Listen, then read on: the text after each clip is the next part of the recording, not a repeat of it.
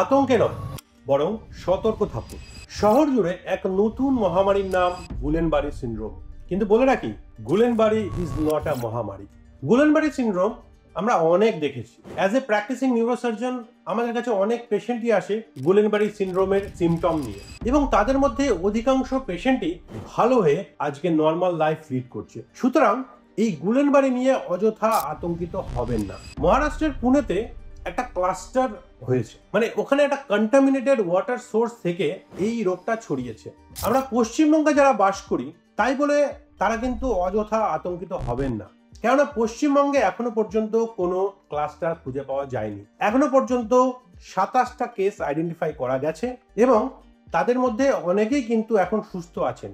3টে ডেথ আমরা দেখেছি এবং সেই ডেথগুলো এই রেসপিরেটরি ফেলিওরের জন্যই হয়েছে। এর পর্যাপ্ত চিকিৎসা আমাদের এখানে সরকারি এবং বেসরকারি উভয় জায়গাতেই কিন্তু অ্যাভেলেবেল আছে। সুতরাং অযথা আতঙ্কিত না হয়ে ঠিক সময়ে এই রোগের সিমটমগুলোকে চিহ্নিত করুন এবং নিকটবর্তী ডাক্তারবাবুকে দেখান এবং আপনার রোগীর চিকিৎসা করান।